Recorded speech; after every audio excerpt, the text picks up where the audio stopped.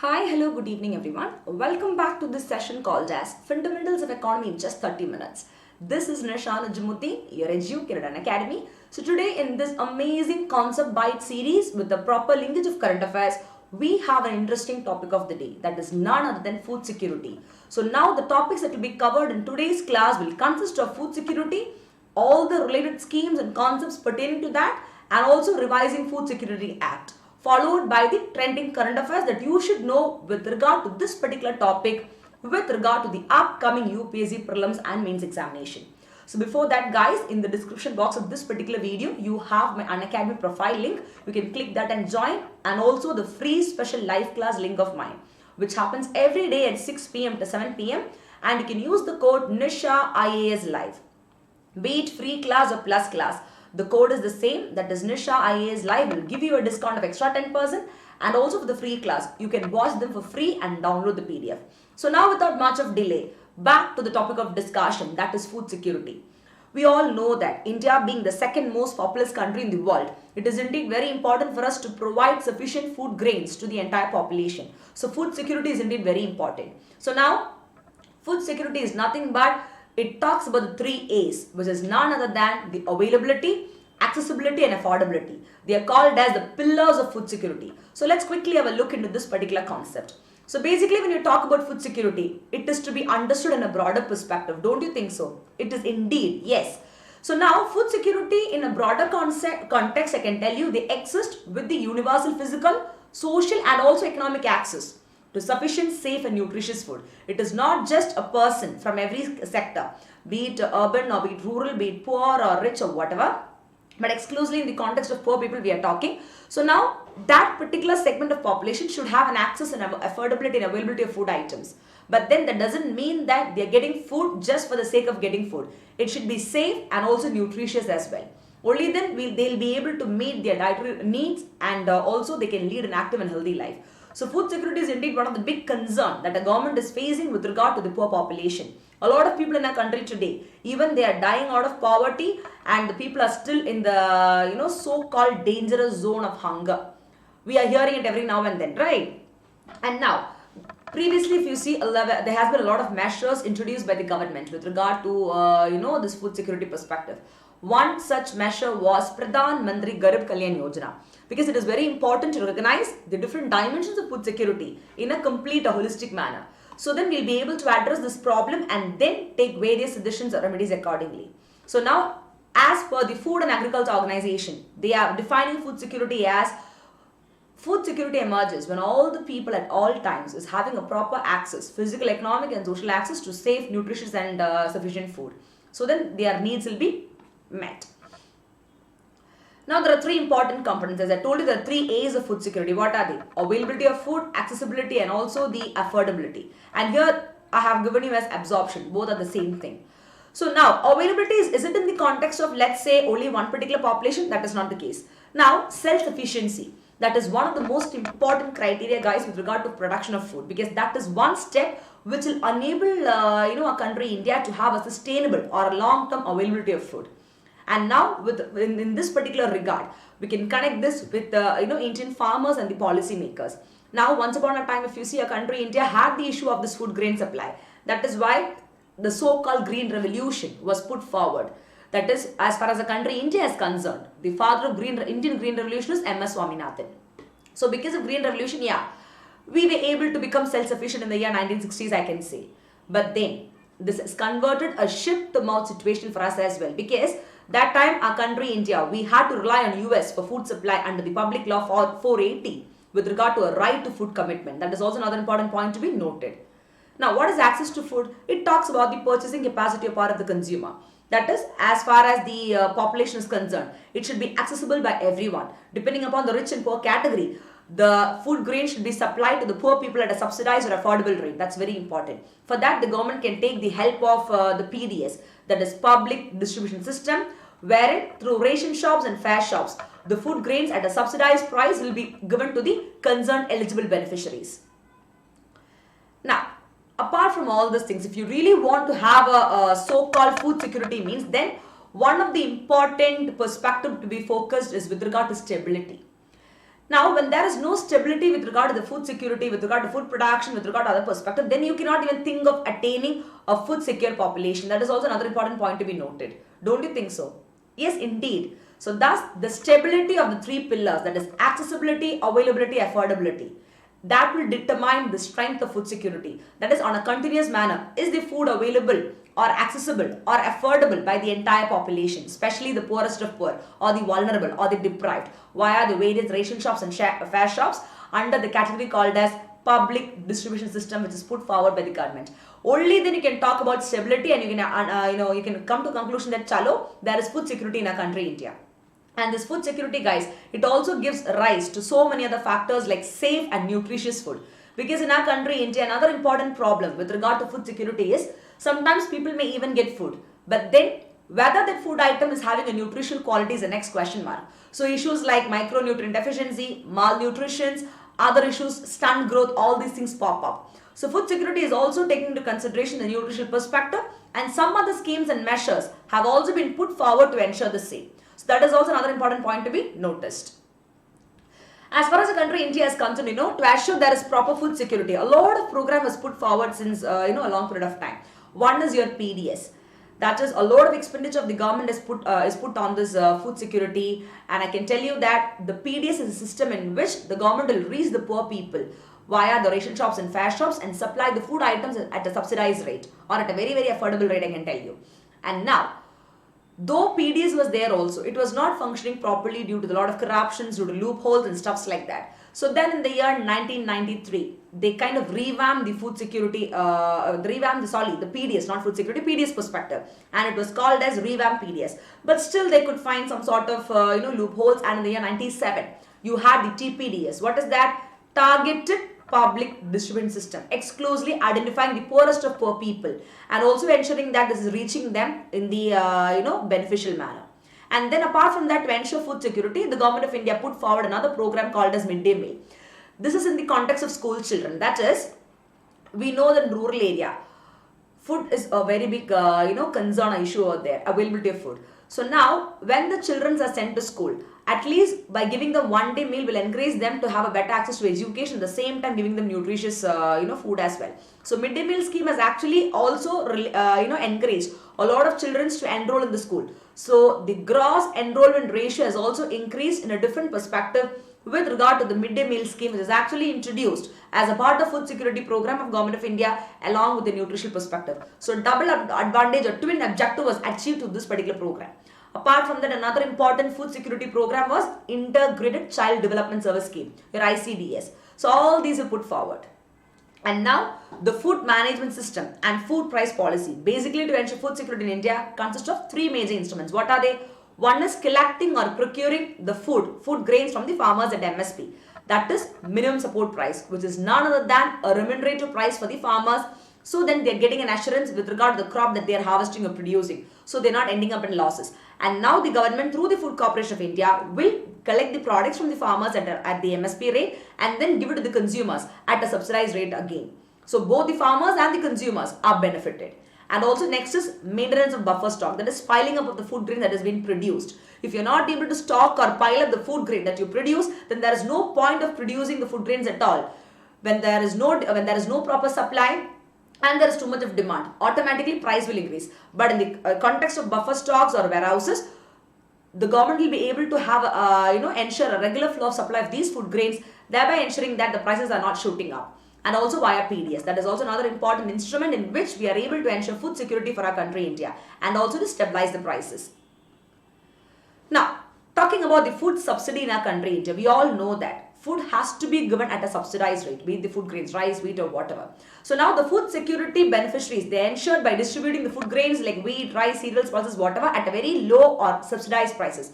For that, the government is using the instrument called as TPDS, Targeted Public Distribution System, because that protects them from the price volatility due to inflation or price rise. I can tell you, from the ration shops or fare shops, no matter whatever is the price rise or inflation in the economy also, through this food subsidy perspective and the targeted PDS system, these poor people, they are at least getting access to the food item at the existing cost, not at the higher price rise. And over the years, if you see, too much of expenditure has been from the part of government with regard to the food subsidy. And also because of that, the ratio of people who are below the poverty line, that is BPL, that has decreased. So we cannot say that poverty has not decreased, guys. For the last 15 years, there has been tremendous progress. But if you see in the so-called COVID-19 pandemic, the entire economy was at a shock, and we were even at a kind of threat that the 15 years of achievement what we have done with regard to reduction of poverty, will that be in vain? Because we could see a lot of people ending up in poverty during the so-called pandemic situation last year. But still, the Atmanirbhar Bharat Abhiyan, the 20 lakh crore economic stimulus package put forward by Government of India, has ensured that we are not falling into that trap once again. Clear?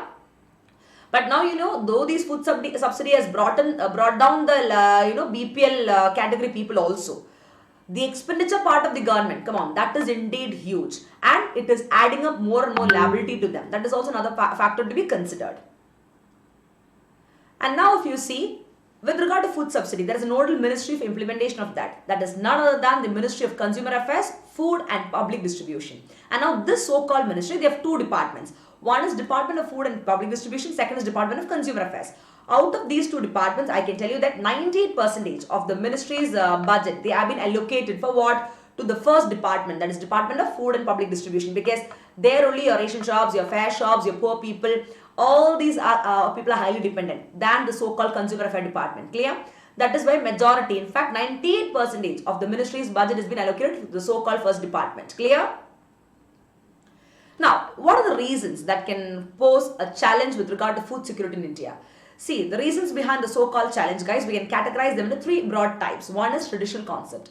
The two factors which are considered under this category is unavailability of food and poor purchasing capacity, which means that, see, food is available, but then the lack of availability of them at the right time or timely manner is one such problem. And now people do not have much of income with them. Lack of employment opportunities, poverty, all these things have put them in a lot of trouble, wherein the money supply is not there. At the end of the day, the purchasing capacity or power of the people decreases. So how can they even think of buying the food grains? So automatically the food security is in a threat or challenge, right? Next one is socio-demographic concept. Under that, 5 factors are considered. One is the literacy of the people. Then the poor environmental condition, gender biasness, unemployment, overcrowding. Just for you to know, then in the political development concept, again, there are so many factors which can be listed as a challenge with regard to food security problem. One is, though we have so many food security and nutritional programs put forward by the government also, strict and proper implementation of that is not done. And they are poorly monitored as well. Then the poor PDS. Though we have PDS, we have targeted PDS also. Loopholes and corruptions is on the rise. A lot of leakages from the ration shops or fair shops is happening to the black market. That is, people who are in the ration shops or fair shop, they are selling the good quality food grains to the market. And the bad quality has been given to the people who are accessing the so-called PDS, I can say. So all these kind of kallatharams or let's say corruption is on the high level. That is causing a lot of threat with regard to food security. Then the lack of political will and the lack of intersectoral coordination. These are the challenges. Now, with regard to country India, if you see, a few of the other challenges associated with the so-called term, that is food security is population, that is indeed known to every one of us. According to 2011 census, India has 1.21 billion population and we rank number 2 after China. And that is one such factor to be understood, that majority of people are engaged in the primary or the agricultural activity. So now the availability of food for all is a challenge because of the so-called alarming rate of population and increasing population in our country. Next is poverty. Now, people do not have employment, do not have income, automatically they end up in hunger. They are unable to meet the basic facilities of life. Automatically, hunger will lead to poverty. That's something which is very, very, pathetic, I can say. And if you see, the percentage of people living below the BPL category is extremely high. Though we have been able to reduce this also, over the years it is increasing because of the rise in the living standard and poverty conditions. Next is climate change. Climate is an unpredictable thing, right? Over the past few years, farming and agricultural activities, if you see, they have been severely affected. Sometimes you face too much of floods, sometimes you face too much of drought. Automatically what happened? It is not only affecting your cultivation but also the livestock, forestry, fisheries and also the other allied activities of agriculture. At the end of the day, the agriculture sector as a whole is getting a disadvantage. Though majority of people are dependent upon agriculture also, the contribution towards them with regard to GDP is what? Just 17 to 18%. Again, a big question mark is happening, right? The next important challenge with regard to food security for our country, India, is inadequate food distribution. Yeah, there is a lot of inequalities with regard to distribution of food between the rural and urban areas. That is still there. Then biofuel. And the growth of biofuel market, again, that has reduced the land used for growing food crops. Automatically, what happened? Agriculture activity or farming activity is decreasing. Because if that is decreasing, automatically from where will you produce the food items? So food security becomes a big question mark. It is actually a challenge, right? Next is diversion. That you can connect them with the PDS perspective. You can just go through that. And also, next important thing is inadequate storage facility. Now, though we talk about the buffer stock, though we talk about the warehouses also, many a times the storages of the food grains, what has been produced by the farmers, when they are stored in open air and exposed to sun, rain, insects, pests, and all, automatically you cannot even think of having a food security, right? And you cannot think of providing nutrition food to the concerned population as well. And lack of awareness and unmonitored programs, whatever I have told you. Now it's time for us to have a quick look into the current affairs of this particular concept. Now, the recent government initiative with regard to the food security is National Food Security Mission, and this is a centrally sponsored scheme, which means that half the funding is by the central government, remaining is by the state government, and since 2007 you have. So basically, to increase the production of rice, wheat, pulses, cow cereals and commercial crops, through area expansion and productivity enhancement, really this particular scheme was put forward. And through this particular scheme, they wanted to make sure that all the important food grains which has been accessible by every single population has been expanded or increased. Clear? And at the same time, National Food Security Mission also focuses on increasing or restoring the soil fertility. If there is a good productivity and soil fertility, only you can think of giving a better output, right? So that is also to be considered. And they also aims to augment the availability of vegetable oils. So we can start reducing the import of edible oils and save a lot of money in that context as well. The next important food security program is with regard to country India from the current affairs perspective is RKVY. What is that? Rashtriya Krishi Vikas Yojana. That was also put up in the year 2007. It was initiated. And here they allow the states to choose their own agriculture and light development activity as per the state or district agriculture plan. And it was a centrally sponsored scheme. Then it was converted into it was a central assistance scheme, but then they got converted into a centrally sponsored scheme in the year 2014-15. But if you see some of the states now, they also have 100% central assistance or support, I can say. And the so-called Rashtriya Krishi Vikas Yojana, from the keyword Krishi, it talks about agriculture perspective, right? That was actually renamed as what? Rashtriya Krishi Vikas Yojana. Clear? That is remunerative approaches for agriculture and allied sector rejuvenation. RKVY Raftar. That is for 3 years, starting from 2017 to 2020, I can say. And if you see with regard to the COVID-19 pandemic, the current national lockdown imposed by the government to tackle the so-called issue of COVID-19, it has highlighted so many problems pertaining to food, nutrition, livelihood security, which is being faced by a lot of people, I can say, especially the rural area people and the migrant laborers, because they started migrating, doing a reverse migration from cities to urban rural area back to the areas because they were unable to have a better access of jobs, then food and such like that. In that context, only one nation, one ration card was put forward, but in spite of that, also reverse migration was on the rise when this pandemic was going on. What are the issues involved, guys? If you see the so-called crisis, it has literally posed a lot of threat with regard to the dimension of food security. So it's very much important to understand the proper linkages between agriculture, nutrition, health as well. Now, there was agriculture distress, don't you think so? Yes, the farmers were confronted with a lot of challenges. One is there was shortage of labor. Then all the agriculture inputs like your seeds, fertilizers, pesticides, सब कुछ became costly and expensive. And the marketing arrangements were quite ineffective. And many times there was inadequate public procurement or collection, also non-remunerative pricing. Again, the farmers were at a huge loss, I can say, putting them into a distress as a whole. Then job security. We know that food security and access to nutritious, good quality food, they're also very important on job security. Don't you think so? Because today a lot of people are employed both on farms and non-farm sector. And they are even without job. So what is happening to them? If job security is threatened, then obviously food security and also nutritional security will also be threatened. That is how it has been connected. So you can just connect those points as well. And now hidden hunger. That is, in Anganwadi schools and all, normally, children are given nutritious food and all, like milk, egg, upma and stuff like that. Now, in the light of the closure of school, because of COVID-19 pandemic, schools and Anganwadi centers were closed. Automatically, the midday meals program, the other nutritional inputs, stuff is not there. Automatically, the hidden hunger has been increased to a greater level. First of all, we know that our country, India, with regard to global hunger index, what is our rank? Out of 1 or 2 countries, we rank 94, which means that we are in a pathetic situation and we are under the category called as serious category of hunger, right? So a lot more has to be done. On top of that, if you see, hidden hunger is also another important point to be noted. So it's very, very important that we pay attention to the life cycle approach, which is advocated by the National Food Security Act. Particularly, if you see the first 1,000 days in a child's life, when the cognitive abilities of a child is shaped. Otherwise, that will cause a lot of issues as and when the child has been growing, because lack of nutrition can lead to a lot of health issues, mental issues, and sab kuch like that.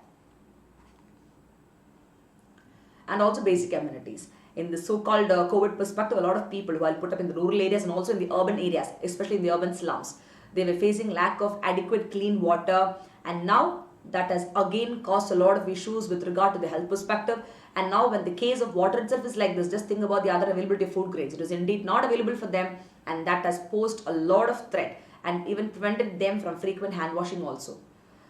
And that was putting them in a lot of danger with regard to the food security perspective. So what can you do for this? That's the next question. You can use all these points for the mains answer writing as well. One is expansion of food basket. That is, the PD should be strengthened and the food basket can be enlarged. Apart from wheat, rice and all, start including more of millets, pulses and oil. And this can certainly help in addressing the issue of hidden hunger, which I've told you. Next, you can think about job creation. Now, apart from the kharif and rabi crops, give importance to Zayed crop, that is your horticulture, fruits, vegetables and all. You have the National Mission for Horticulture, today the so-called Mission for Integrated Horticulture Development.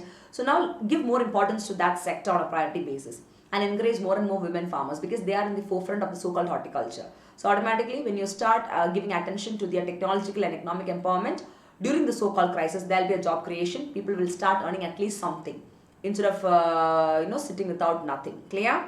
So automatically you're promoting the food processing industry now when you do all these things, because if you see the food processing industry, they have a huge potential in developing a country, India, and they are the second most labor absorbing industry after agriculture. And you can connect the topic mega food parks and all in that particular current affairs context. Clear? With regard to the job creation perspective, you can see the Amul model. They provide a good example from dairy sector of improved income to milk producers through value addition. Then the rice biopark in Myanmar, where the straw, bran and the entire biomass are utilized. All these can be taken as example. Then livelihood security. That is, all the small and marginal farmers should get a livelihood security, guys.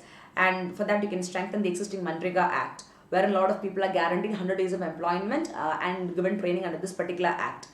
And now in the so-called COVID-19 crisis, because a lot of people have lost the jobs and no income, it is very important that the so-called definition of the Manrega scheme, which has been there since 2005, such social welfare scheme, it has to cover skilled work related to farmers and the farming activity, because the number of enrollment was the highest in the current year with regard to the Manrega and Manrega program, because a lot of people started doing reverse migration and they never had jobs, so their only resort was the so-called Mahatma Gandhi National Rural Employment Guarantee Act. Now, there is something called as Revising Food Security Act put forward by Niti Aayog. There is recently, they circulated recently in the context that with regard to the National Food Security Act of 2013, based on that, Niti Aayog, what did they do? The Independent Think Tank of India, they circulated a discussion paper on a proposed revision in the so-called Food Security Act. They said that let's make few changes. And the changes was very simple, guys. The NFSC, if you see, they provide a legal right to persons belonging to eligible household. That is, they can receive food grains at a subsidized or low price, like rice at 3 rupees per kg, wheat at rupees 2 per kg, and coarse grain at 1 per kg. So the Niti Aayog wanted to make few revisions on the same as well. That is, the question is, how long are the prices valid for and how are they to be revised? Under Schedule 1 of the Act, these subsidized prices were fixed for a period of 3 years from the day of the commencement of the so-called Food Security Act. And different states, they have different implementation perspective. If you see the state of Tamil Nadu, they even give rice for rupees 1 kg also. So that is something which every state not every state follows. If you see Kerala, they may supply 1 kg at 3 rupees. So it differs. You understand? So now, when the act was put forward, by 2016, the so-called 3-year period with regard to the validity of prices for rice, wheat, pulses and all was over. Now, after that, the government has not revised the so-called subsidized price, and that itself is an inequality. So it's high time that we are revising it. That was one issue which was brought by the Niti Aayog. Clear? Even the Economic Survey of 2021 also recommended a revision in the CIPs, I can tell you, because that was not done. So what did Niti Aayog say? They said that, see, the national rural and urban coverage ratio should be reduced from the existing 75 to 50 to 60 to 40. The 75 to 50, rural and urban. Make it 60 to 40. If this reduction is happening, the number of beneficiaries under National Food Security Act will drop to 71.62 crore. And this is basically to find out or figure out the people who are belonging to APL category, that is above poverty line, and claiming to be in the BPL category and getting all the benefits and measures. So the real people who belong to this category is suffering. You understand? That is one reason why Niti Aayog has actually proposed the so-called measure. So we are done for the day, guys. It's time for you to quickly have a look into the MCQs. So you can just take these MCQs. First one, with reference to National Food Security Act, consider the following statement. Under the Act, grievance and renewal mechanism at the district and state level have to be set up and provisions have to be made for disclosure of records. Second, the Act provides for social audits. 3. Food security allowance is paid to persons who do not get food grains for some reason. Quickly give me the right answer. And the answer is option number what? It is A, which means that only the first one is correct, because the key word in the question was identify the incorrect or wrong statement. That is why the answer happens to be what? Happens to be E. Only the first one is wrong, whereas second and third one is correct. Clear? Because it is said that a grievance and redressal mechanism at district and state level has to be set up under the so-called Food Security Act. Is it so?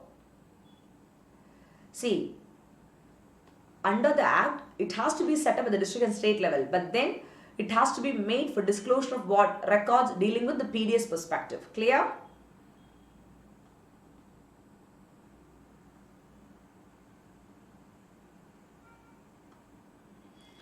Now, you have a mains question answer over here, guys. You can just write it and submit. The road to zero hunger by the year 2030. Discuss on this particular statement. Put forward your views with regard to poverty, hunger, and you can just write it. Then also you have another question. Critically analyze the continuing pandemic impact on rising food insecurity in India. It's a very, very important question because it's highly connected to the current affairs as well. So thank you so much. I'll see you all tomorrow at the same timing, 7 to 7:30 p.m. with another set of interesting topic. And also today at 8 p.m. Don't forget to, come for another booster series for just 10 minutes. Okay, you will have another interesting session as well. And also today at 9:30 p.m. there is a live session by me, guys, on important reports and indexes in the same YouTube channel. So thank you and Jai Hind.